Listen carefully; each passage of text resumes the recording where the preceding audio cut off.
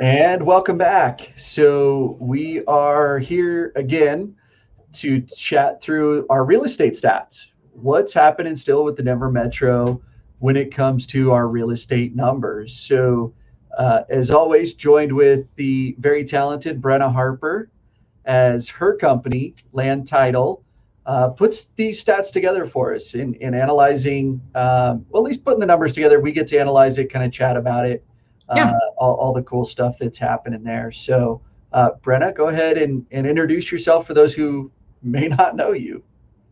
Well, my name is Brenna Harper. I am a sales rep with Land Title Guarantee Company, focusing mostly in the Lodo Highlands area, but so that's my territory. But Land Title is all over Colorado. So happy to help wherever you're buying or selling.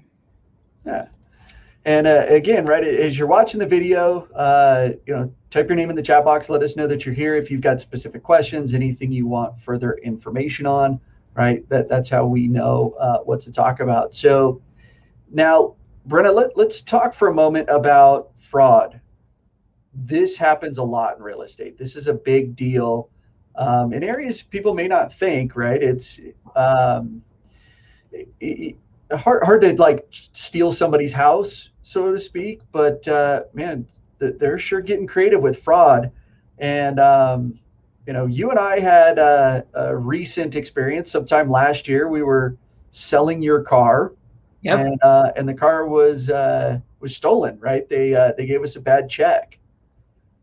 Yeah, it was actually a really good fake check. So it was a certified cashier's check. From coming from the title world, a cashier's check is very secure. Obviously, the people checking our checks are much better than me because I did not spot the fake. But it was watermarked. It had the perforated edges. It had everything in the right spot, but it was in fact a fake. But I recently got a call from the Thornton Police Department, and they found my car. Excuse me. So the guy or guys that took our car turned around and very quickly sold it on Facebook Marketplace, which I was mad about because we tried to put out as much notice as we could, even on Marketplace, but they ended up selling it to a couple in Aurora, and the detective or a police officer pulled the VIN and figured out that it was a hot car. So unfortunately for those people that bought the car, it was taken from them. So, definitely fortunate there was no violence involved, and the insurance took good care of us. I feel horribly for the people that bought the car. But the detectives told us initially that these were pretty sophisticated criminals. And unfortunately, I think we've talked about this before, but there's a lot of fraudsters or whatever you want to call them, and they're very intelligent. So, they're not using their powers for good. And I definitely fell for it, but we are also seeing it in the real estate space, most prominently, I think, in wire fraud. So Land Title has very strict policies on our wire fraud procedures, and we stop attempts several times a month, if not weekly. And it just... Share that again, right? How often are you stopping fraud from happening? Several times a month. Wow. So, and it could be, just an email that they're just trying to kind of fish and see how far they can get.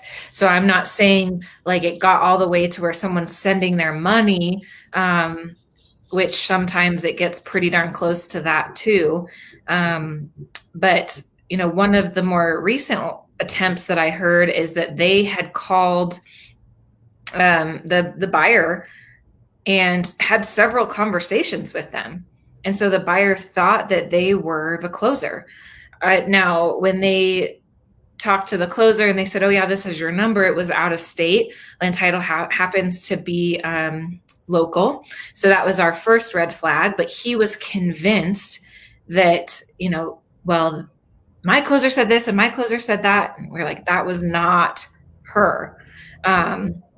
So they can also, I don't know what the technology is, but basically like use Matt's phone number and call me. So it looks like Matt is calling me, but it's actually not. So a lot of times when we are confirming, we'll ask people to call, like hang up and call us back on the number that we have previously provided or that's on our website. And I always tell people, if you get a weird feeling or if you just want to be sure, always double check. We're never going to think that you're wasting our time or that you're being silly. If you want to, if you take those extra precautions, or if you ask the question, hey, I got this email, it seemed a little bit weird. And they track them, they track emails. So, there might be someone tracking Matt's or my email right now, and they just wait for keywords and key opportunities and then come in as the fraudster. So, it's just, it doesn't matter if it's $1,000 or $1 million. It's earnest money or down payments or anything, whatever. But like we've talked about before, it's not like a credit card where the credit card company can just refuse the charges and refund you your money.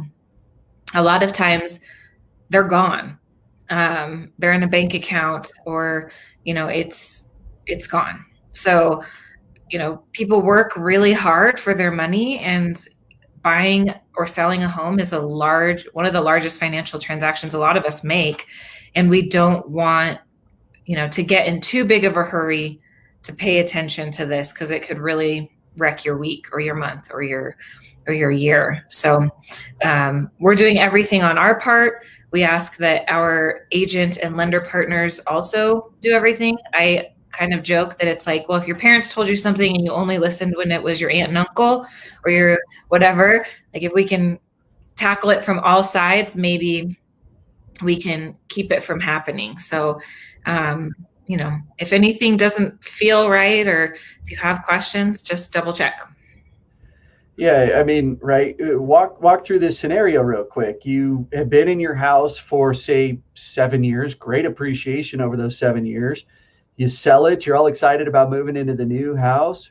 You decide to wire transfer the money, and you get wiring instructions. You send it there, and then come to find out it wasn't going to the title company, it was going to a fraudster. And there goes $150,000 or $250,000 just poof.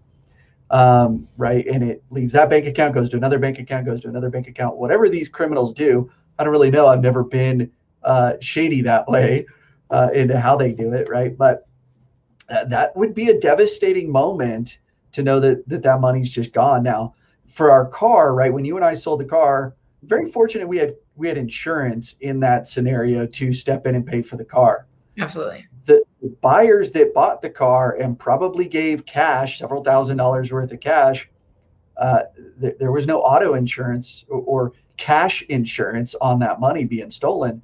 So they're out, right? Right. So be very cognizant of information that's coming through.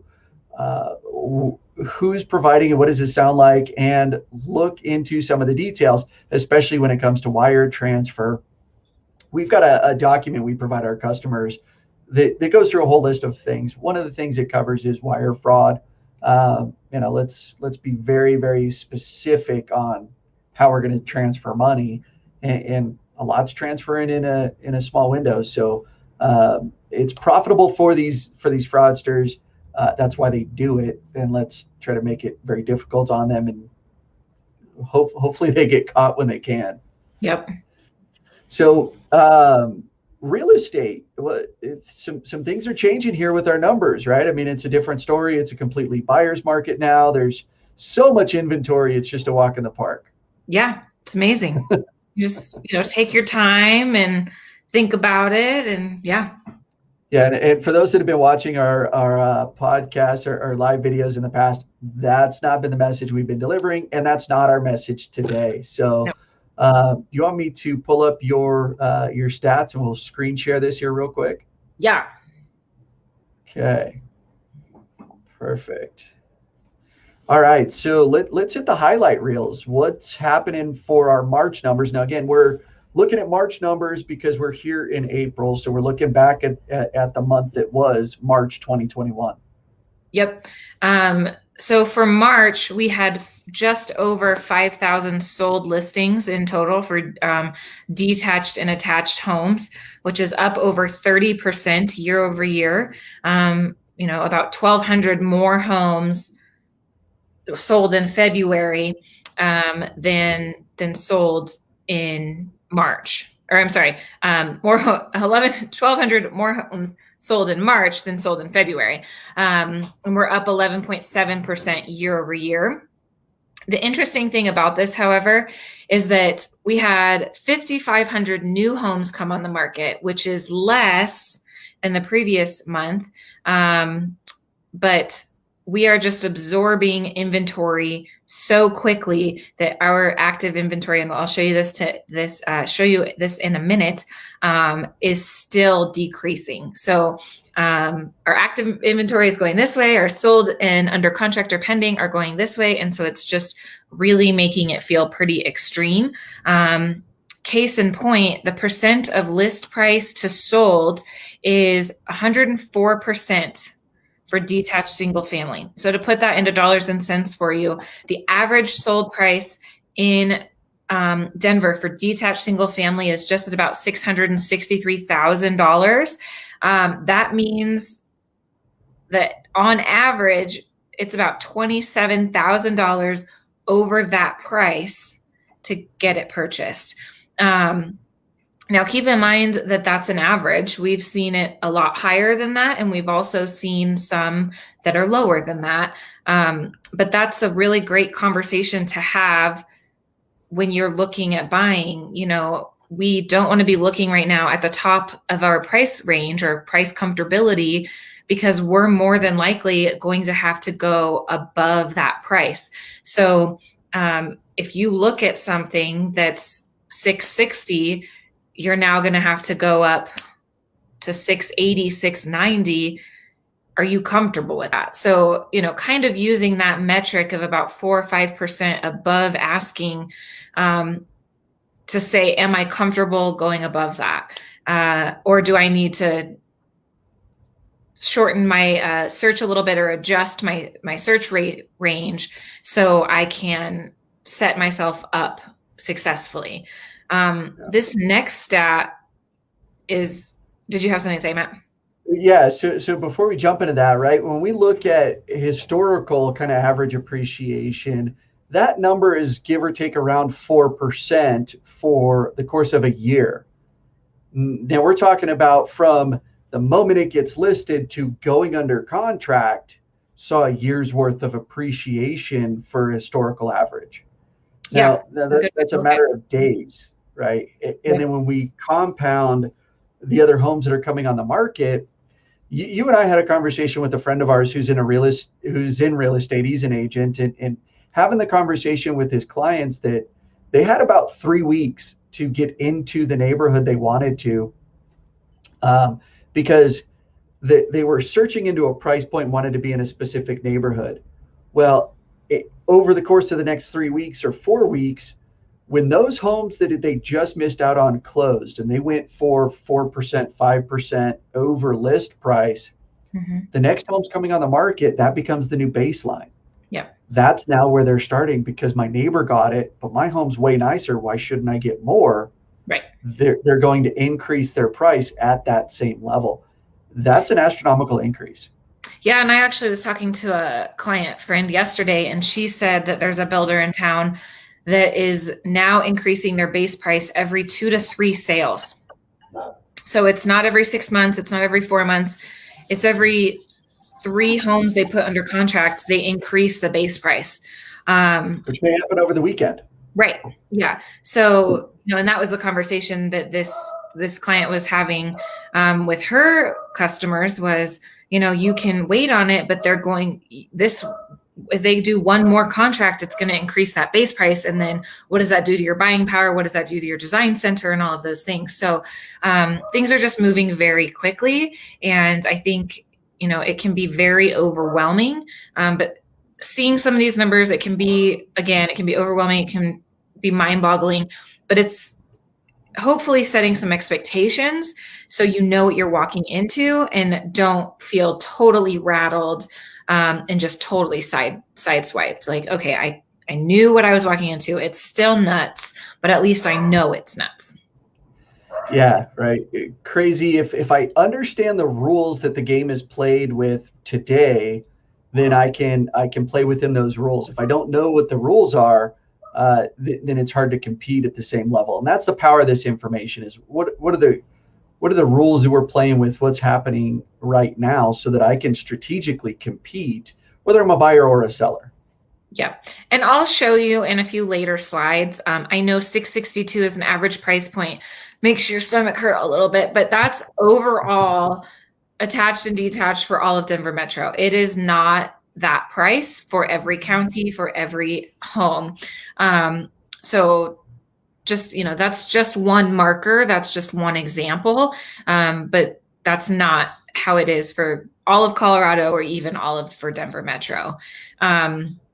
This next stat, again, is pretty nuts. Detached single family homes are going on average for 104, almost $105,000 more than this time last year. So for all of those people that are saying, I'm going to wait to save for a down payment, or I'm going to wait, I don't know about you, but I am not known to save $100,000 a year. That would be a huge accomplishment for me. And I know some people can do it, and that's amazing. But it's very, very difficult to outsave the market. And think about, if you're coming in at $500,000 this year, you're buying a $400,000 home from last year that's now just priced up. So, with interest rates being so low still, and I know people are probably sick of hearing about that, but that's really giving people an opportunity to kind of offset some of these astronomical appreciation rates, but that's not going to last forever. So, just because it's happening doesn't mean it's ever going to be the right situation for everyone, but it's just definitely something to consider. If you're thinking in the next couple of years, you're going to want to make a move, it might be the time to do it before you get priced out of your neighborhood or the city or whatever that looks like. Just something to keep in mind. That is a massive number. Yeah, several years ago, I was working with a buyer to purchase a home, and she had some criteria she was looking for, and we were looking at homes and kind of indecisive about making a decision. And it seemed like overnight there were no homes for her to look at because of the price point, and it just moved past her. The homes that she kind of turned her nose up at 2 weeks ago are now out of her price range. And we weren't seeing this level of increase. This is happening at a faster level. To see just how are we keeping pace with the market. I love the fact that you brought up you can't save struggle maybe to save $100,000 in a year. I'm in that boat too. I've always considered myself a consumer. I'm helping to boost the economy by spending money. Yet, right, even if I had saved $100,000, so over the last 12 months, I skipped out on Starbucks. I did a lot more cooking. I ate more ramen noodles. I really crimped and saved $100,000. Great. Now I just kept pace with what the market was over the course of that year. I haven't actually gained anything at all. Right. So. And you talked a little bit about the speed of the market. We're already at and exceeding a lot of our summer speeds with an average days on market or days in the multiple listing service of 20 days. I talked about this last month. The average, I don't feel, is a true depiction of the actual speed of the market. When I hear 20 days, that's almost 3 weeks. That feels historically still very low, very fast. but it makes me feel like I have a lot more time than I actually do. If we look at the median or that middle number, it's 4 days, which is down 1 day from last month. So February was 5. That feels a lot more accurate. So as far as setting expectations, I think the median number is a lot more relevant right now. So yes, historically 20 days as far as how we measure it, and it is an average, is very, very low. But we're talking 4 days for a median here. That's lightning quick. Yeah. Yeah, without a doubt. That's moving very, very fast. We don't have time to wait. Things are just disappearing. And it's, again, not that new homes are not coming on the market. They are coming on the market every day. Right. Yep. So this is our market snapshot that we look at every month. Active is green, pending or under contract is the blue, and then red is sold. So you'll see that our green line just keeps continuing to plummet. We're at just under 1,800 active listings for all of Denver Metro. Now, I was looking at a presentation that I had done a few years ago, talking about that our inventory, what those inventory numbers looked at, and combined we were at about like 9,000. And I was talking about the year prior, we were at 5,000 and how low that felt. And oh my goodness, if we're talking about a balanced market, we're talking somewhere between 20 and 30,000 homes. And now we're under 2,000, and we just keep dipping a little bit more and more and more under 2,000. So we're at 1,800, which is down 21%, 22% month over month. Whereas pending under contracts are up almost 24% month over month. So that gap just keeps getting bigger and bigger. Yeah. And we had chatted kind of about what's causing some of these things when we look at, the new home constructions that during the last recession were just never built. Yep. Right. When they were building almost 1 million homes a year, and then that just plummeted in that gap that was created when those homes weren't built. And then first-time home buyers that are buying homes and not putting anything back to the market. And then a lot of folks who have taken and realized the appreciation in their current home, their primary residence, $100,000 increase over the course of a year. Well, let's take out that cash and let's go buy an Airbnb, a vacation home, a rental property. So again, they're buying homes without putting something back to the market.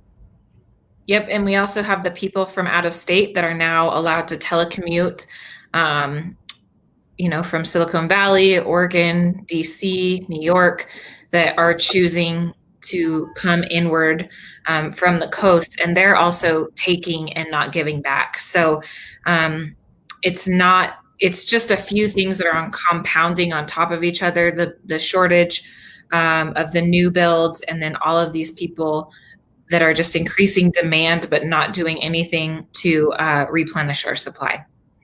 Yeah, Colorado's a fantastic place to live. The secret's out.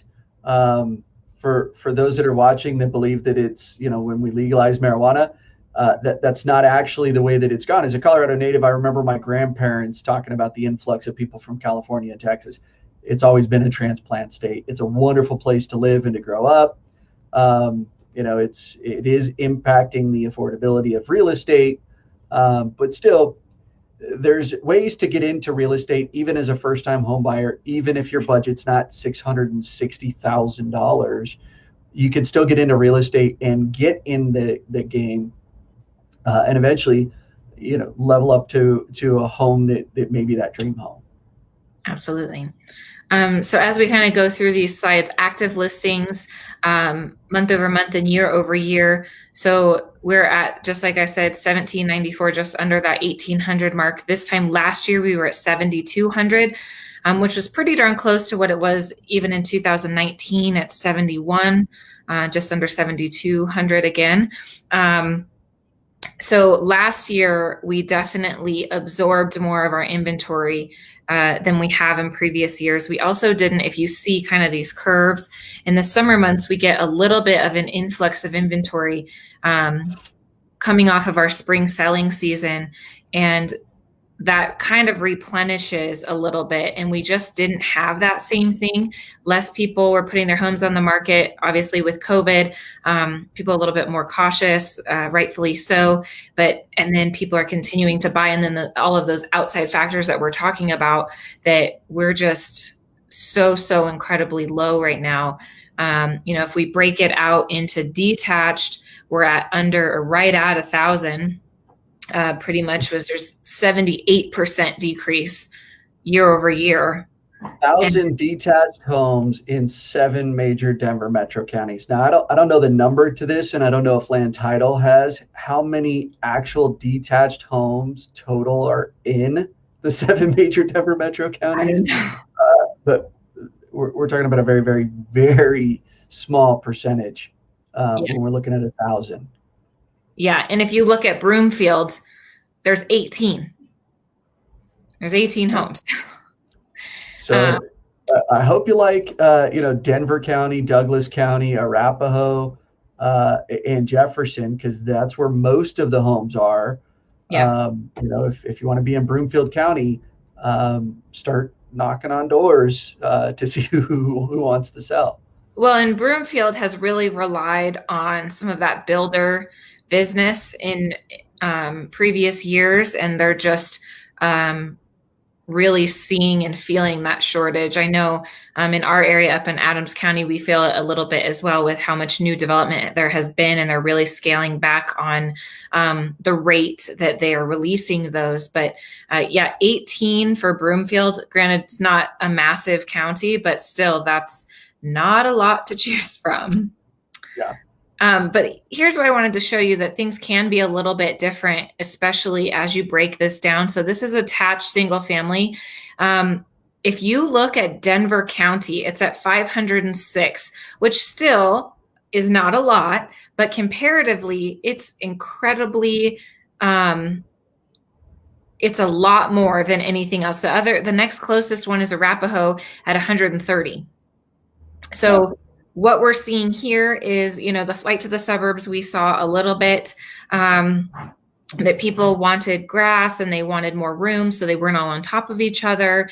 But also, in particular, the luxury Denver attached market has a little bit more of a surplus than the rest of the market. So if you happen to be looking for a $1 to $2 million condo in Denver, now is your shot. There's some great opportunity there. But in all seriousness, that is a great opportunity, because I do believe, and we're already seeing it, that people are going to return to the city.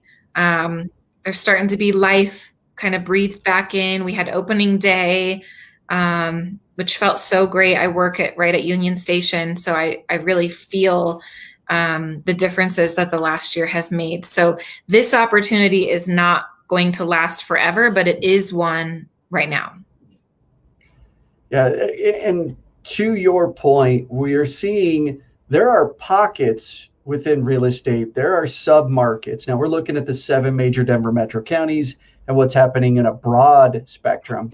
That doesn't mean every single home is going to go under contract in a hurry and there's 500 offers and $1 million over list price, right? Things are going to happen within the local market that dictate ultimately the numbers that we're seeing here. And that's where reliance on the local data and the local expert make a big difference. And thankfully, Land Title, you've got some great local data stats that you can share with us, as we need, including one that's called The Importance of Pricing, specifically about how you can overprice your home still in this market. Yep. You can overprice the home when it comes down to that price, and it'll sit longer on the market. You may chase down and not get multiple offers. It may just get one, and it may not be at list price. Well, and some psychology from the buyer standpoint, with media and with all the information that is available, the buyers know on some level, or they're going to find out really quick, that they need to add several $1,000s sometimes in their heads to that list price. So if you price your home like it already has that 5% or whatever that is percent over list price. Well, now the buyers in their heads are thinking, okay, you priced it at 550, I have to go up to at least 575. That's out of my price point, but there's this one around the corner that's listed at 525. Let's start there. So Yeah.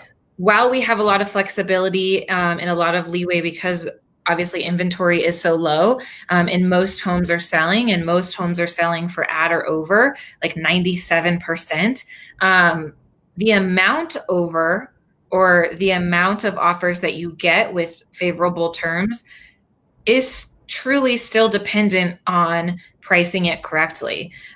So maybe it's 10 grand over, maybe it's 70 grand over. That's a lot of swing. And yes, it's still great that it's over asking, but you just have to take that into consideration when you're pricing. You truly can't price it however you want and still get the multiple listing, the multiple offers, and everything like that. I've had several conversations with people in the industry that are seeing this. Some at higher price points, some at the $300,000-$400,000 price point, which is extremely competitive. People still see and they appreciate value, perceived or otherwise, and so you just have to be aware of that when making those pricing decisions. Yeah, and people comparatively determine value, meaning that I'm going to look at this one, I'm going to look at this one and compare value. So if I'm walking through two different homes and one was priced right at where the market is and the other one was overpriced, the buyers are going to walk through and they're still going to say, this other one's overpriced. I mean, look at the last one we were just at. It's 500. This one's 550. Way better value over there. Let's go pay 550 for that one instead of 550 for this one. Yep. They may come to the same number ultimately, but right. So I think that can be kind of difficult to wrap your head around sometimes, but we're seeing it happen. So month supply of inventory for National Association of Realtors, like I mentioned before, they say 6 months or about 30,000 homes. Economists here in Denver think it's closer to 4, so we'd still be at 20,000 homes. Well, we're at about 10 days. Broomfield's at about 6. And some of these other areas, as you look, Denver's a little bit higher at just over 2 weeks. So, it's interesting how big of a difference 6 days and 2 weeks can feel for. They're both so extremely low. And it's almost joking, oh my gosh, 2 weeks, like that's so long, but that can make a big difference in the feeling. So if you're looking for those opportunities for a little bit more of a breath, these are some good stats for that, is looking, down to the county level or sometimes even down to the neighborhood level. And a home sitting on the market for 2 weeks, people incorrectly blame the house as far as saying what's wrong with the house. The real question is, what's wrong with the price? Because if it's been sitting on the market too long, even if the house has issues, there are no perfect homes. Every home has issues. But even a home that has issues that needs work, at the right price, it will sell. Yeah. So it's a pricing issue more than a house issue. So if you're a buyer and you're not wanting to compete in those other realms, start looking at the ones that have been on the market for 10 days or 2 weeks. Now, that may mean you're going to have to do some work, but you're walking into a situation where financially you probably walked into a better scenario, as long as, again, you don't overpay for the home. There's not more cost in rehab and repair, right? But if you have the skills or the ability or the connections and the funds to do it, you may be light years ahead of your neighbor or your coworker who ended up just buying the nice shiny one that everybody else was buying at the same time and throwing all the money at. Yeah, absolutely. So back to days in MLS, we talked about the average days in MLS being 20. And I still don't feel like that's an accurate depiction of the speed of the market. However, if we look at this historically, just generally, not even at the numbers, but at the shape of the graph, you can see that we are historically lower than we have been. So whether it's 20 days or whether it's 4 days, or anywhere in between, the speed of the market is faster than it's been in the last several years. So, just put your running shoes on and prepare for that going in. And then again, break it down to, are you looking in Broomfield where it's 11 days? Again, Jefferson County super tight at 13. And if you go to detached single family, Jefferson County's down to 11 days. For average. So I'm guessing probably 2 or 3 days as a median days on market in Jefferson County. Breakneck pace, right? Things should at some point open up. Now earlier today I was meeting with a client. They asked me about my crystal ball, and do I believe we're going to continue at this pace forever? No. Do I think at some point this year we will see inventory levels start to climb? I believe so. Now, this is my opinion. I'm Matt Harper. I could be wrong. Just my opinion. I think we'll see that break and we'll start to see things open up. That will not indicate necessarily we're in a shifting market and all of a sudden the real estate values are going to plummet.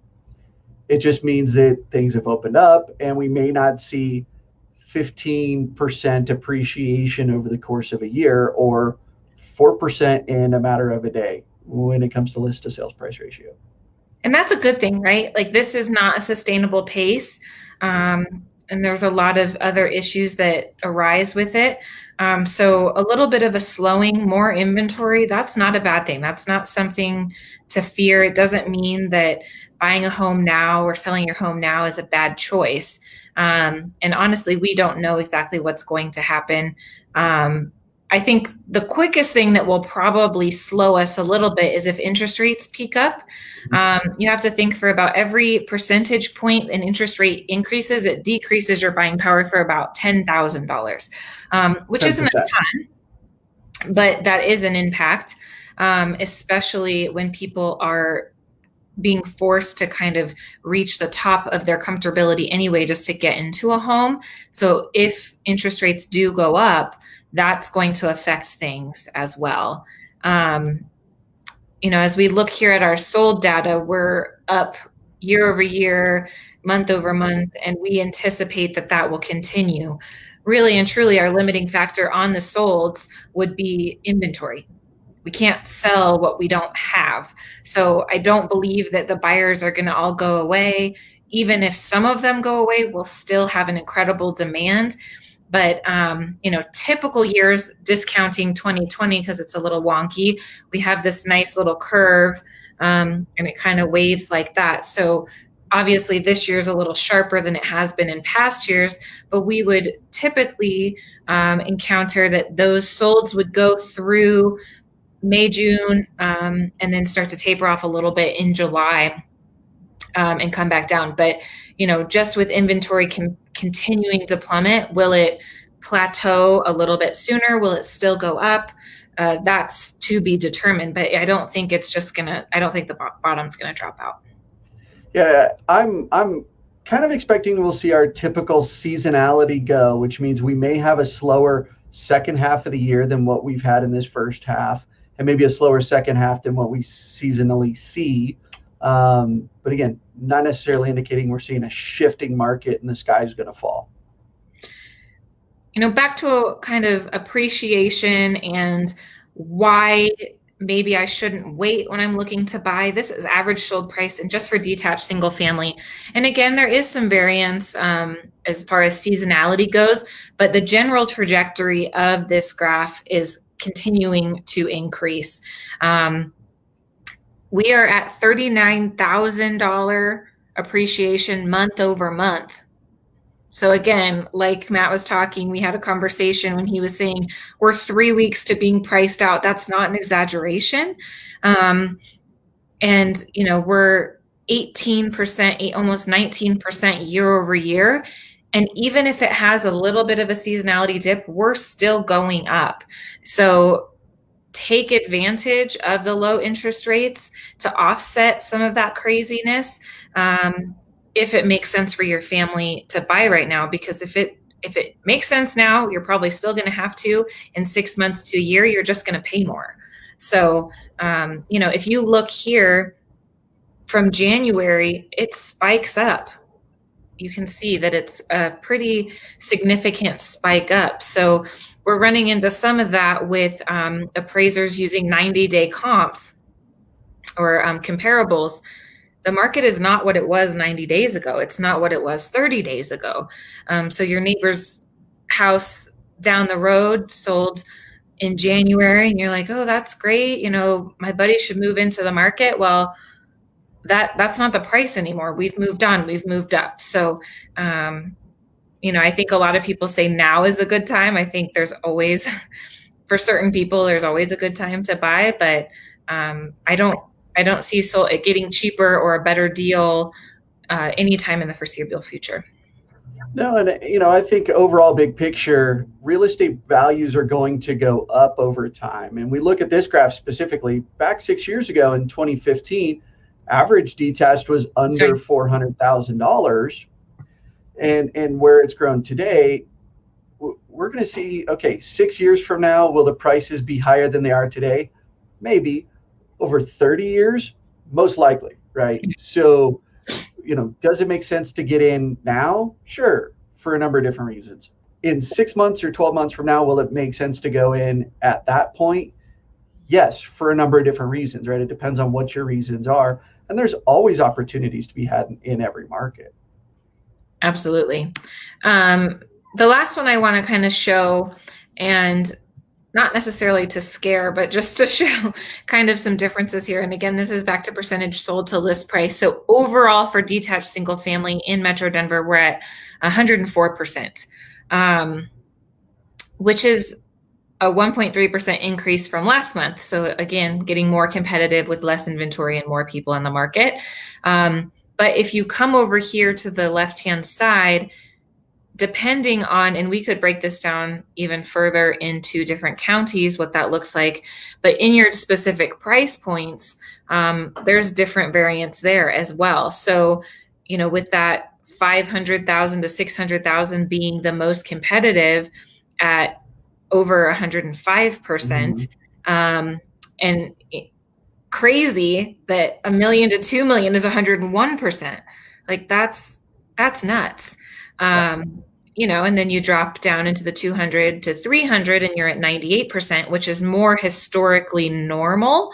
But there's also not a lot of homes that fall into those price points.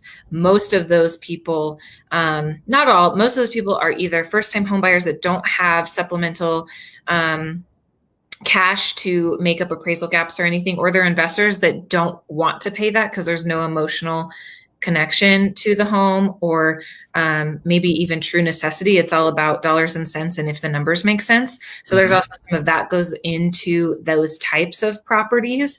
But, we're looking at several percentages over asking for most of our price points up to 2 million.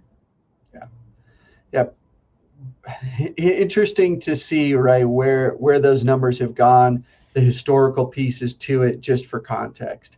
It's an interesting time that we're in when we look at the large percentage of homes that are going under contract in a week or less and at an over asking price. It's almost right. If you're getting it at asking price as a buyer, that might have been a great deal, right? That might have been a really great deal. And in this market, getting the house is the good deal, right? That's the good deal. If you're looking for a good deal, it's getting the house right now. That's the good deal. Again, depending on what you had to do to get it, right? If you're strictly buying it as an investment property, you have to know your walkaway number. And you pre-calculate what that walkaway number is. You don't get into the emotion behind it.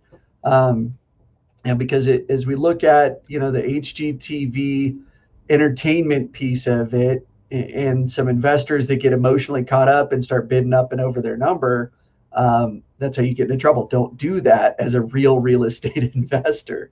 Right. Go and find the information that you need and know your numbers. Yep. So I think, a big takeaway is this Greater Metro Denver report is a great 30,000 bird's eye view of the full market. But if you're really interested in selling your home or buying your home, look closer.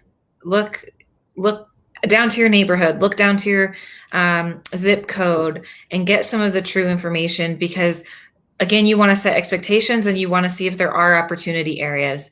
Now that opportunity might look different than it did 5 years ago, but it's all relative. So I think just like anything on the internet, in the media, you got to take it with a grain of salt and dive into it a little bit more. And thankfully, we have some of those resources to be able to do that. Yeah, what's the story? What's the real story? What's the story behind the numbers? And you and I enjoy these conversations. I know that you like looking at the numbers and where it's going to be able to connect in with your clientele, right? Which is a title rep, right? A sales rep for the title company. Real estate agents and lenders are your clientele. But great to be able to provide that resource so that, right, I can educate myself, first of all, and have great conversations with clients about what's really going on in the market and how do we compete in this market, whatever side that we're on, because the rules may be changing every day. We've got to understand the rules that we're in today and change with it. Yep. Yeah. So perfect. Well, that's it for this month, right? When we take a look at March 2021 and the real estate numbers for our Denver Metro market. Any final parting words, Brenna? I got a little bit of taste of the sunshine, and now it's supposed to rain for 4 days, and I'm not here for it. I'm ready for summer. So I'm only happy about the rain because of our trees. We got some new trees, but I'm ready. I'm ready for summer. So it's kind of like in March when we get that false spring everybody's so excited about, and then shocked when we get the big heavy snowstorm. Happens pretty much every year. This last year we got a massive snowstorm, but kind of that springtime. It's not summer yet. We're going to get some spring showers, and it's coming. So excited about the rain. It'll be good for the grass and the new trees, and we can almost always use the moisture. So yeah, that's true. All right. Well, again, thank you everybody for tuning in. Those that consistently watch and send feedback, I so appreciate that. And again, we've got some great, exciting videos that are coming up, some powerful interviews that I'm looking forward to. So, all right, y'all. We'll catch you next time. See ya.